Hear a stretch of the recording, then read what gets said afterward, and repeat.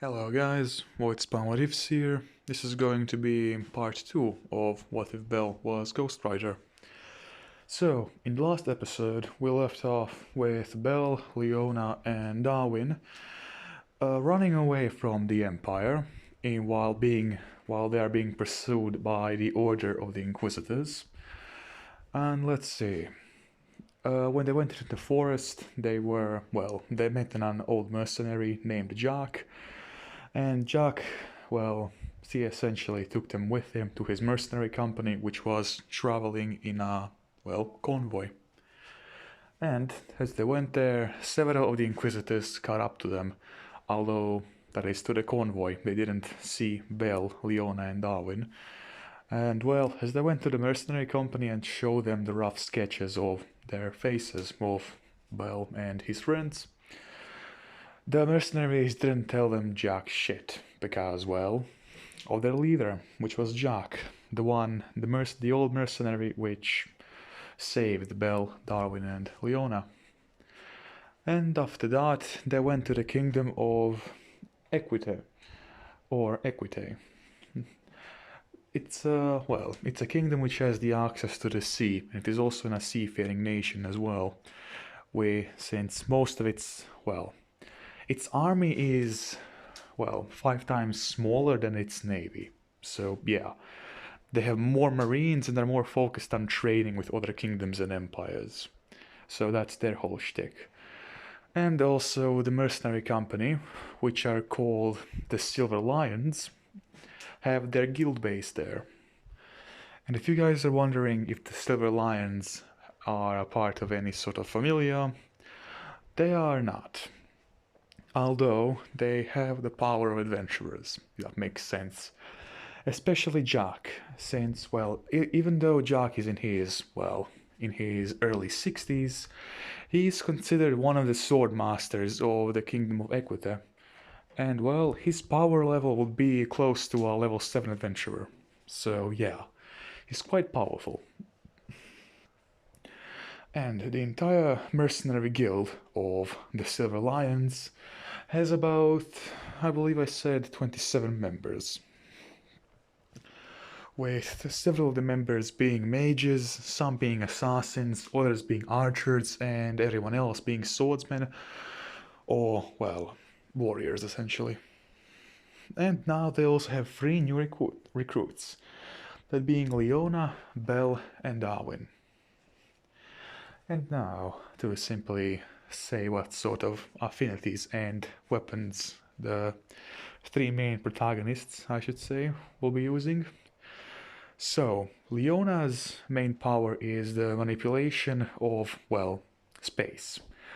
Or, she can create portals or small dimensions in, anywhere where she wants to. Although creating an entire dimension is, it drains her of her mana rather quickly, because the more the dimension is open, the more mana it consumes. And currently she is only 11 and a half years old, along with Belle and Darwin, so so she doesn't exactly have a lot of mana. Well, for an 11-year-old, she does have a lot of mana, since she is going to be a prodigy in the field of magic. And now we get to Darwin.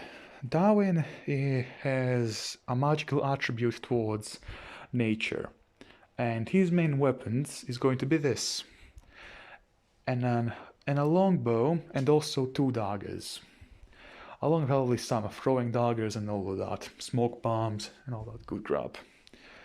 And because of his nature affinity, he can, he can speak to animals, and he can also, control winds and all that crap.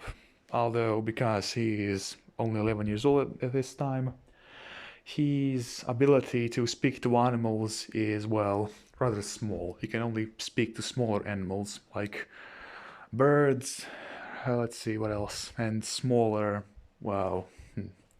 mammals, like rats, rabbits, and that, and cats and dogs, I guess. And, then we come to Belle. Now, Belle's magical affinity is for fire, And also, Bell's mana steadily increases. The more mana Bell has, the more powerful the Ghost Rider is. And also, to clear some things out, when Bell currently hasn't unlocked Ghost Rider, he has seen him in his dreams, as Ghost Rider introduced himself to him, but he didn't exactly say what he was, nor what he wanted to get from Bell. At this point, the Ghost Rider is simply going to be watching over Bell's actions, seeing if he's worthy of controlling the power of the Ghost Rider or not. But as a bonus for being inside of his body, because as long as the Ghost Rider is inside of his soul, he takes half of Bell's mana. So yeah, that's a bit of a problem. But in favor of that, the Ghost Rider gave Bell the ability of Hellfire.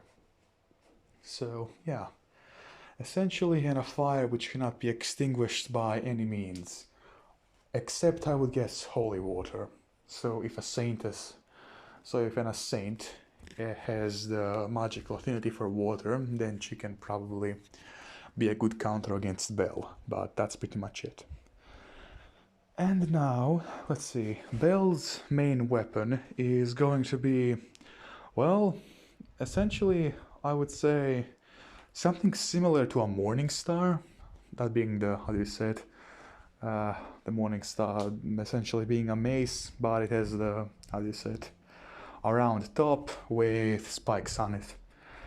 And although it isn't exactly a Morning Star, because instead of having like the proper, how do you say it, not handle, but actual,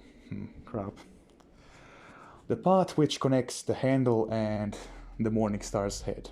Instead of that, it's going to have chains, so yeah, we can whip it around. And because of Bell's extraordinary strength, it's practically, how do you say it, well, easy for him to do. And now, with explaining all of that, and also this, the Empire, which they just escaped, and the God of Christianity's church, along with, how do you say it, the Inquisitor Order, they will still be trying to find them. Although since the kingdom of Etique, is quite, well, far away from the Empire, they don't have any Inquisitors there yet. Well, I mean, they do have Inquisitors, but the news of what had happened in the city didn't arrive there yet. And so, as Jack, along with his mercenary company, and Bell, Leona and Darwin enter the city, or well, the port city, they are greeted with burstlings, that is, bursting markets, traders of all different types of, well, territories, having magical swords, weapons, armor, goods, that being ingredients, food, different types of building materials, fish, and all that good stuff, which you can find in any sort of market. Although the only thing which they do not see are going to be, well, potions, because in the Kingdom of Etique, potions can only be made by the kingdom's scientists, or their mages. So, yeah. And so, as they finally enter their guild base, Jack takes Bell, Leona, and Darwin and greets them with the rest of his, well, mercenaries. Now then, Jack explains to the mercenaries how he finds them and what sort of predicament they are. Although that's when Jack realizes that he doesn't exactly know what they did, only that the Inquisitors were after them. So he asks them what they exactly did. And that's when Leona is the first one to speak, with her being quite a bit more confident than both Darwin and Bell. She tells them that the reason why they ran away from the Empire is because the Inquisitors wrongly accused them of hanging out with demons. And, well, in all honesty, Jack simply, well, smiled at her at that point, because, yeah, just like in the real world, to accuse somebody of using demonic craft or to be a witch was, well, to say frankly, in Bell's world they did have a bit more evidence for it, like black magic and all that, but still, out of 60 out of 100 times they would kill innocents. So, yeah. But the Inquisition simply said that it's for the greater good, so, yeah. But, at this point, Jack tells all the mercenaries to introduce themselves. The mercenaries do introduce themselves one by one. Leona goes ahead and speaks to the mages and sorcerers, while Darwin goes ahead and speaks to the archers and also one of the nature-related mercenaries, or like a mercenary mage, which also has nature magic.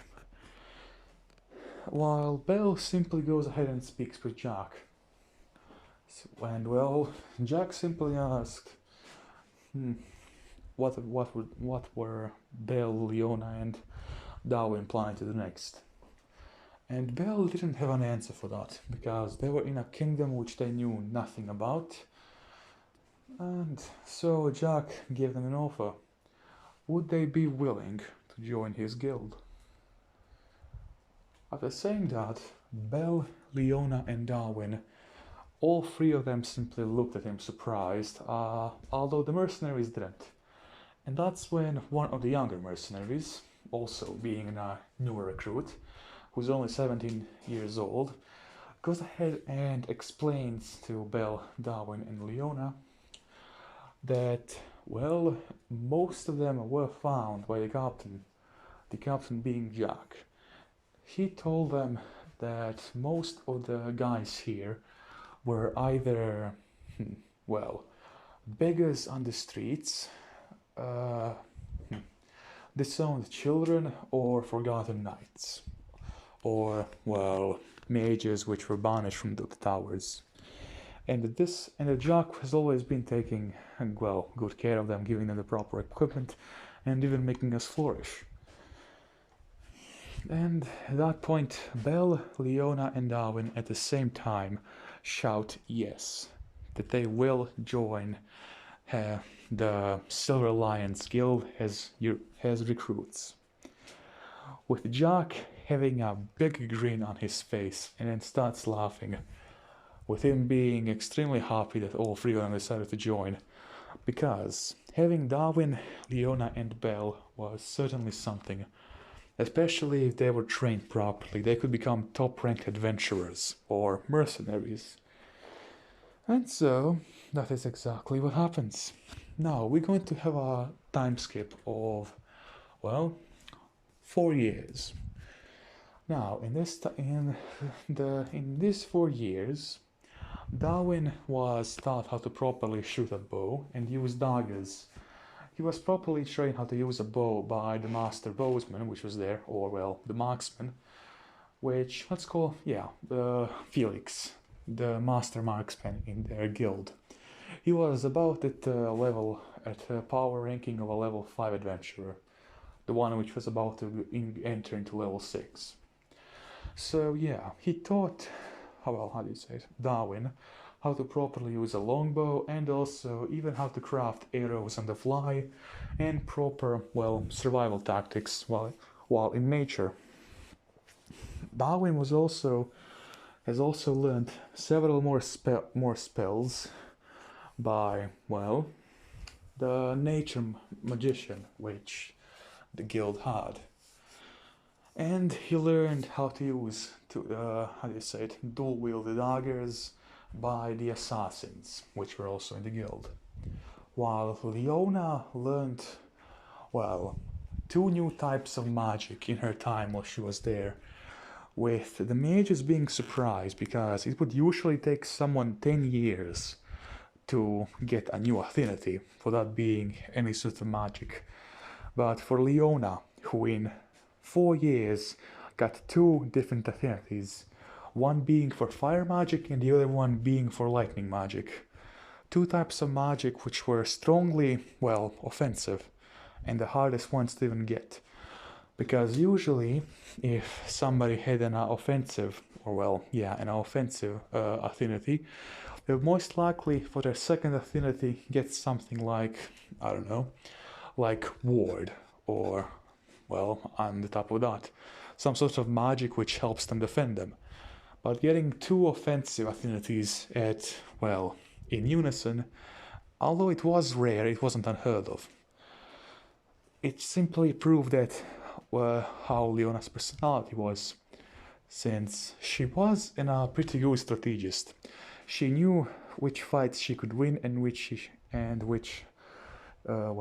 couldn't win. And on top of that, she was extremely intelligent. So yeah. But also her less prominent emotion was her anger and attitude, with her being a bit, well, on the egotistical side, but only a small bit with her ego, since, well, she wasn't a genius in the field of magic. So it's understandable. And now she has three affinities, that being fire magic, lightning magic, and dimensional magic, which is in a type of magic which would in a Heinz-term in an MMORPG be considered legendary class. Because to be able to use dimensional travel, that being, although she can create her own dimensions, she can also enter into different ones. So yeah, if she wanted to, she could go to the spirit world or even to the world of the gods, or the land of the gods. Although she'd probably be killed in like an instant, because that's a big no-no. Like every single god doesn't want mortals entering their land. And yeah, also in her fire magic, she is now able to cast Fire Wall, Fire Arrow, and Fire Blaze. With the Fire Blaze being, well, in a status effect, which she can give to anyone she wants. Essentially doubling that person's flame magic. So yeah, if she used that on Belle, Belle's Hell Flame would become 2 times as powerful. So yeah.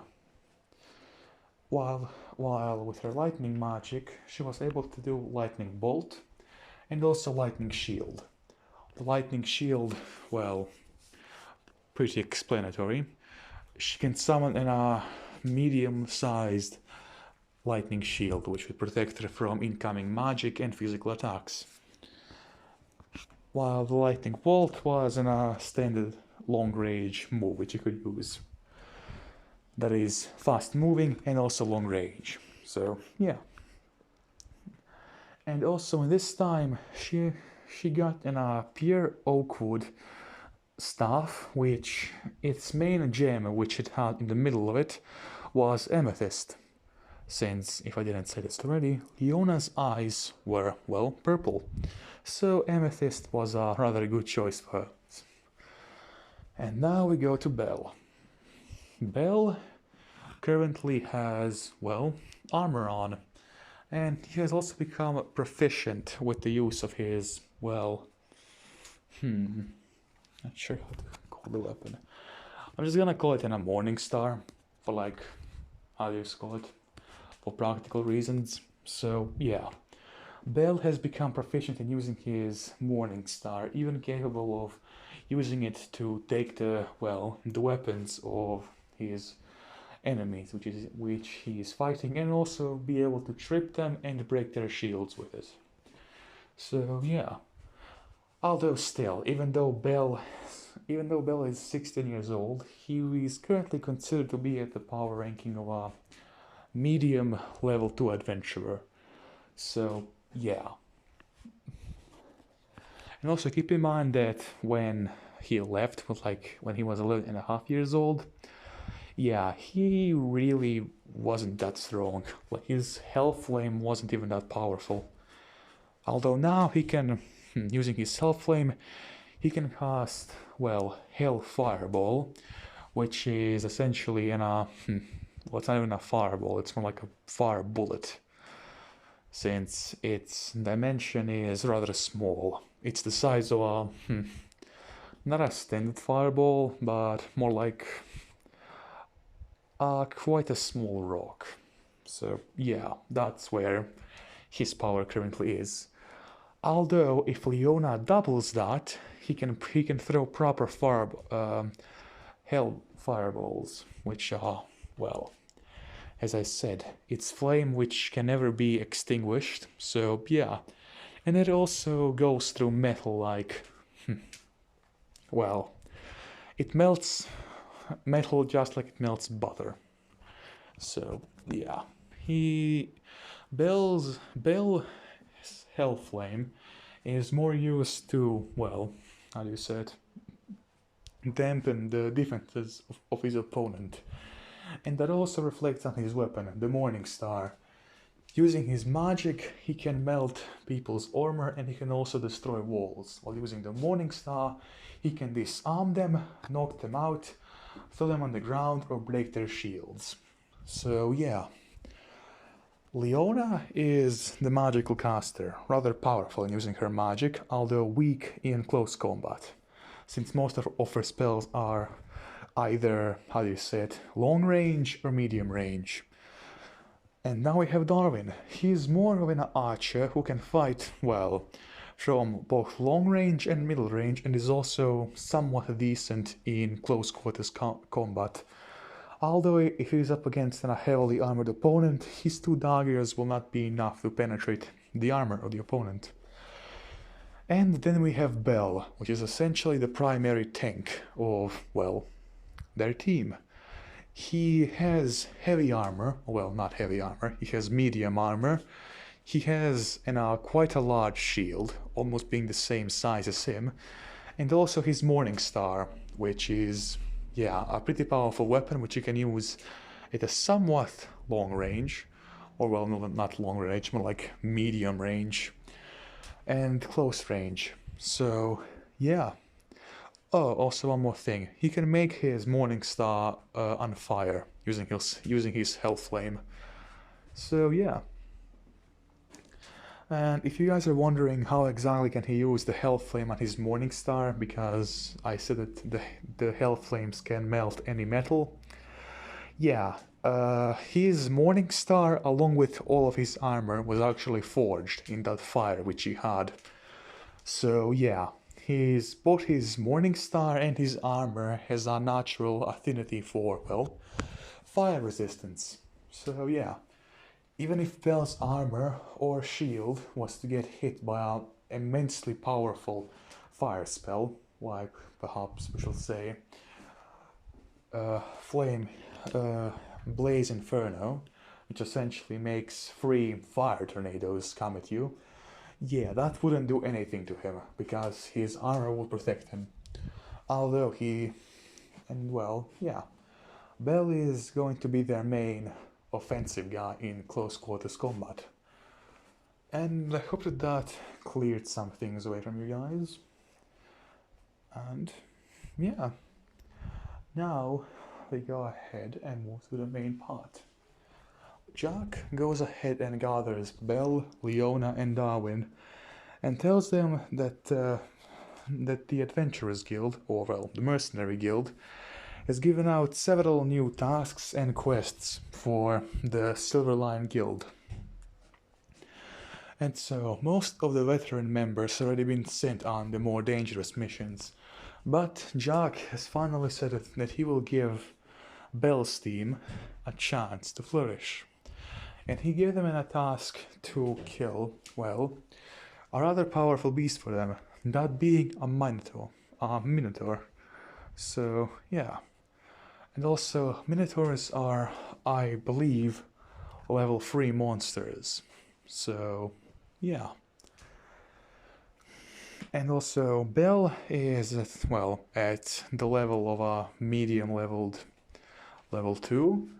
Leona is a level 3 magic caster, although her magic is going to be less effective against the Minotaur. And Darwin is almost at level 2, if you guys are wondering. Although, I forgot to say this, Darwin... I didn't say anything about Darwin. Shit. Okay, back to Darwin. So also, in this time which has passed, his magical abilities have essentially come to this. He can talk to all animals, except mythical ones, like the phoenix, dragon, and all that crap. He is capable of using vines to attack. He can create a wall with using rocks and plant life to, well, shield him. and he can also use magical arrows, those being the arrows of the forest. So yeah, he and also, let's see, most of the attacks he does are either, well, are poisoned, mainly because of his nature aspect. So all of his arrows are poisoned along with both of his daggers. And there we go. That should be all. Now, just like I was saying, as Jack was telling them about the Minotaur quest,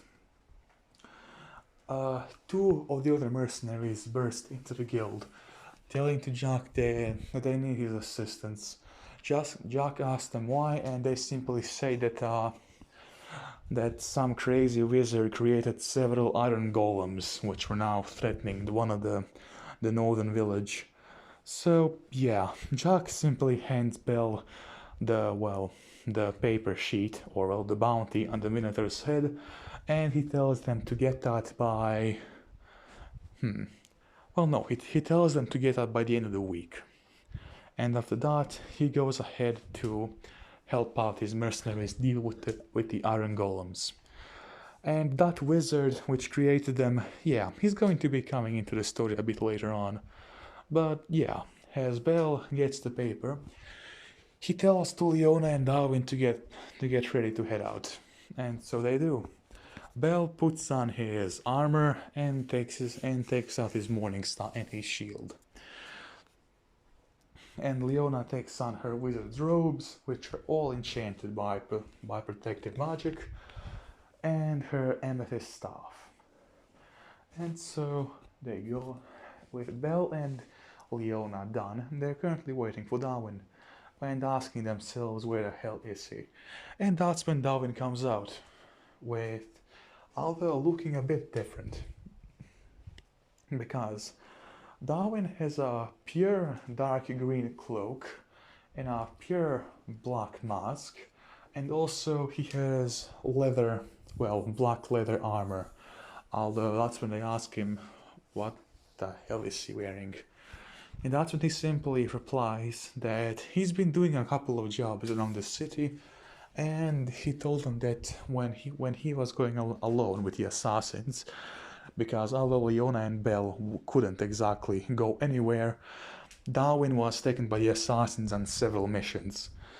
On his last mission, the assassins and him went ahead and killed a rebelling lord, which was in the kingdom of Etike.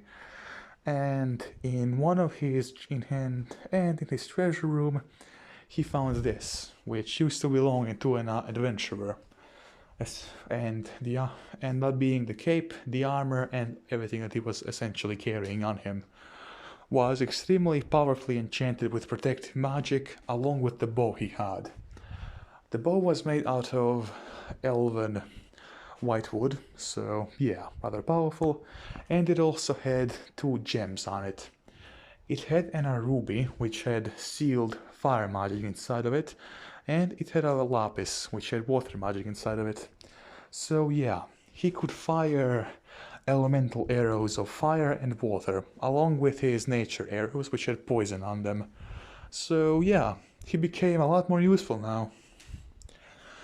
Along with his armor, which was enchanted, it also had small, essentially something like chainmail, except that it was more tightly compact, and it was inside of his leather. So yeah. And just like that, they head out. And as all of the townspeople look at them, including several adventurers of some minor god, familia, all of them think that they're high-ranked adventurers because of simply how they look. Leona is wearing a specialized mask, because if you guys didn't forget, they are being tracked down by the Inquisition. So yeah, Leona has her hood on along with her mask. Bell has his helmet on, which completely covers his face, and Darwin, just like I said, he has his hood on, and he has the mask, which seals his identity. And as all of them go to the nearby forest where the Minotaur was sighted. And on their way there, well, that being the first day as they go there, first they find an attacked carriage. Well, no, an carriage which is being currently attacked. There are four, well, essentially, how do you call it? Ah, right, men-at-arms protecting it, and in the carriage itself seems to be like a minor noble family, and they are currently being attacked by a group, by several dozen goblins. Let's say, yeah, 20 should be good enough. So, yeah, the four men-at-arms are currently fighting against the horde of goblins, and as soon as one of the goblins goes ahead to, well, that is now, fuck, sorry guys, as one of the goblins goes ahead to try and kill one of the men-at-arms, the goblin gets scorched by fire. That fire coming from Bell's morning star, which Bell had extended by the chain he had, and that's when the morning star and the goblin go to another goblin which was right next to, well, the first goblin, and then Bell retracts his morning star, killing a further 3 goblins. So yeah, essentially in, well, in 7 seconds Bell killed 5 goblins. And well, as the men-at-arms simply looked who could come to aid them, Leona used her lightning magic, well, lightning bolt, 7 times with... And also guys, lightning bolt is a type of a piercing magic. So when it goes to somebody, it doesn't stop. It goes to the next target and to the next target until it reaches something which it can get through. And since the goblins are essentially flesh, yeah, the lightning makes holes through a dozen of them. So yeah, instead of 20 goblins, there's now only 5 left. And the other 5 goblins simply start to run away. But they can't get that far because, well, Darwin is rather exceptional at using his bow. So yeah, as Leona is a genius in using her magic attributes, Darwin is a genius at using bows and daggers. So currently he can shoot up to 3 arrows at once, and he does that, shooting 6 arrows with all 6 arrows hitting their marks, and the last 5 goblins falling down onto the ground and dying. And now, the minor noble family which was in the carriage, along with the 4 men-at-arms, are all grateful that they came and helped, with the minor noble family giving Bell a small pouch of gold. That being, or well, not gold, but rather...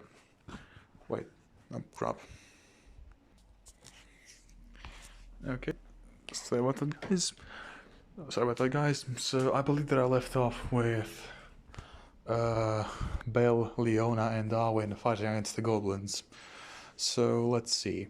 Bell uses his morning star to kill, well, he essentially uses his morning star to, well, throw it out with his chain.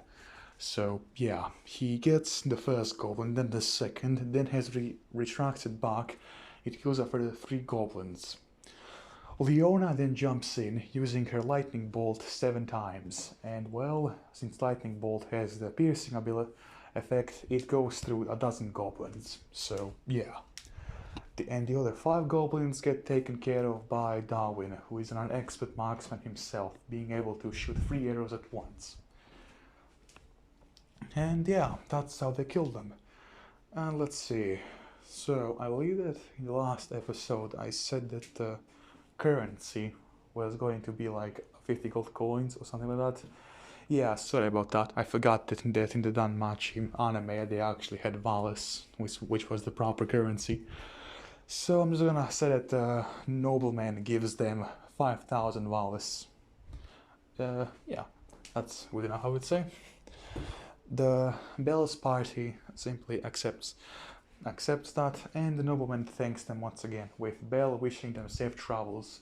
Well, no, Bell asks them first where they are heading to, with the nobleman saying that they are heading to his, well, to his province, and his own castle, which he needs to manage. And well, that's when Bell figures out something. This nobleman was the one who asked for the Minotaurs being killed, and that's when Bell tells him that they're actually on the bounty which she had offered. And the nobleman, which I was going to call him, David, yes, a good name. So the nobleman David simply is shocked by that, saying that he didn't think that adventurers as powerful as them would actually even accept this quest. But that's when Belle simply tells him that they are not adventurers but rather mercenaries. But with David, in all honesty, not even believing them. Although that's when, how do you say it, his daughter simply gets out of the carriage, and she's a part of, let's say, the Apollo familia. Although she's like a new recruit, so yeah, she's only at level 1. And also she was really injured by something else, so she couldn't exactly help with the small goblin problem. But yeah, as she got there, she told her father that they were not a part of a familia because she didn't feel any sort of holy powers from them. Although she felt some weird type of mana around Belle. And yeah, let's just call her Isabella. So Isabella is also a rather powerful, well, no, Isabella is also a genius at magic, just like Leona. Although since Isabella just started her magical training, she isn't exactly as good as Leona at it.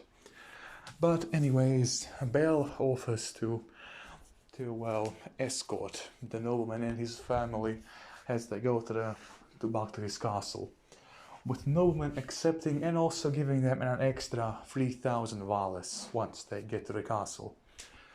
But before that, they have to go through a rather large amount of land. That being that they have to go through 3 more provinces, that being about 90 kilometers. So yeah, it was gonna be tough. But as they went on their way, they found themselves, being attacked by kobolds and... nope. Okay, sorry about the cut, guys. So then, I believe that I said that they were escorting them at this point. So, as they went on their way, they found themselves being attacked by even more goblins, some orcs, and orcs are, by the way, at the level of level 2 adventurers. So yeah, they're not exactly easy to deal with. With 3 out of the 4 men-at-arms being killed and the 4th one being wounded heavily. And so yeah, they put him also in the carriage, and Leona is currently on top of the carriage, simply sitting there casting her spells. Belle is on, how do you say it? Belle is currently fighting against 5 orcs at once, and Darwin is in a large tree, simply, jumping tree to tree and shooting at them. And also, if you guys are wondering, no, Darwin is not an elf, although he is still in a remarkably good marksman. And so, Hesse simply jumps tree from tree, killing orc after orc, including some goblins, since, yeah, this is like an entire village or camp which has both orcs and goblins in it. So yeah, Belle is currently fighting against 5 orcs and let's say 10 goblins. And that's when Leona uses her, how do you say it, her own buff. She buffs Belle's fire so it's 2 times stronger. And so yeah, Belle's Morningstar now becomes engulfed in flames. Along with and Belle uses his Hellflame magic also on his shield. So yeah, he bashes 2 of the orcs, and the orcs get caught on fire. And now as they begin to roll and try to put themselves out, they can. And that's how they burn to death. Now, Belle uses his Morningstar to take care of all 10 goblins, by essentially him extending his chain and the Morningstar going through all the goblins' heads. And after that, the remaining 2 orcs start to run away, but they can't get that far, as then the orc chieftain and the orc chieftain's personal guards come out. the orc chieftain takes out all three of the orcs in one fluent strike of his war axe. And now, the orc chieftain is actually, well, another bounty, even which has an even larger amount being paid for it than the Minotaur. Although it's from a different lord, which is currently in the province they are. But before Bel can even engage them, they hear something, a horn. And now, as they look back, they simply see 3 arrows being shot out. That is, 3 arrows whiz past Leona and past Bel, with all 3 arrows hitting the bodyguards of the, well, orc chieftain. That's when I believe they're called... how are they called again? Why do I keep forgetting that? Essentially the humans which are also part B, like wolves and all that. So, yeah. I'm not exactly sure how they call them, I'm just gonna call them humans anyways. That is, well, you guys get the point. So, and our Wolfman, oh well, yeah, she simply rushes forward with blinding speed, which Bel couldn't even see how exactly he got there so fast. He punches the orc chieftain once in his head, and the orc chieftain's head just explodes. So, yeah, and he is, I believe his name is Zeke or something like that, I'm not sure. But he is the part of the Loki Familia, being their wolf. And that being, fuck, how do they call them again? That being their, well, yeah, the Loki Familia. Sorry, my mind went blank for a second there.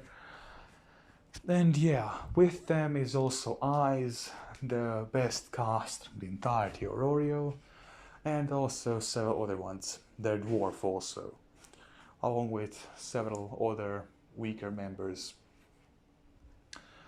And that's when they ask who exactly are the people who they just saved, and well, with Bel simply stating that he could have taken on the orc chieftain himself, which even though he is level 2.5, he is rather powerful, and his strength, that is physical strength, would have been probably the same as the orc chieftain's.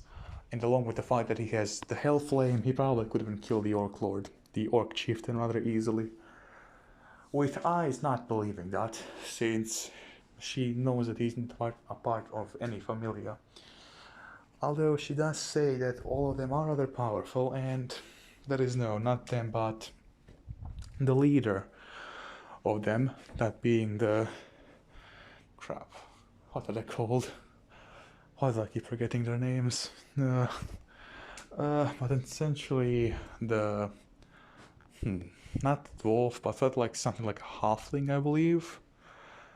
He essentially goes there and asks them, Finn, I believe, yeah, that's his name, Finn. Finn asks all 3 of them if they would be interested in joining the Loki Familia, with Bel bluntly refusing, so with Darwin and Leona. And Finn begins a bit like more pressure on Leona, since he can feel that her magical power actually somewhat is even capable of rivaling their own caster, which is a level 5 adventurer, by the way. Although after some negotiating, yeah, no agreement is reached, and the Loki Familia simply goes on their way to retrieve the bounty. And after that, they go ahead, that is Bel and his own team, along with the carriage, progress further. Now they're about halfway through without any incidences really happening, and that's when they get attacked, but this time by something a bit larger than an orc. They get attacked by a mountain troll. So yeah, essentially imagine a troll, like, yeah, it stinks, it is essentially a club for a weapon, and it also has thick skin and is large. Imagine 2 of those guys going ahead and attacking the carriage. Not even the carriage, more like the horses, because like they're hungry and they want to eat. and getting the horses is much more beneficial for them than just getting the, well, humans.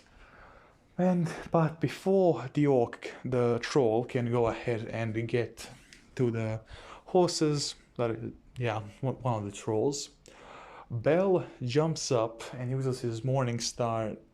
That is, he makes it go around the troll, essentially trapping him inside of it. And that's when Bell activates his Hellflame, with Leona boosting its power. And after that happens, you can just hear the sizzling of flesh and burning meat. And that's when Bell pulls back his Morning Star, well, essentially cutting the orc in half by his waist. That is not the orc, but the troll. Now, the other troll actually sneaks up behind Bell and using his club to punch Bell or strike Bell in, well, in Bell's back. Bell gets thrown into a tree, with obviously taking quite a bit of damage, since Troll is considered to be as powerful as 5 Minotaurs. So, yeah. And well, as the noble simply looks at this, now being rather terrified because Bell was essentially the most powerful one they had, like their ace in. And Darwin couldn't, that is, Darwin's arrows couldn't penetrate the thick skin of the troll. Even his magical arrows had no effect. And Leona used lightning bolt several times, although this troll had some sort of a weird, well, amulet which he was using as a, how do you say it, accessory around his, how do you say it, around his ear. So, yeah. And that accessory made it so that magic wasn't exactly useful on him. Like, it made magic weaker than when it was casted. So, yeah. But as Leona uses Lightning Shield to prevent the carriage from being destroyed by the troll,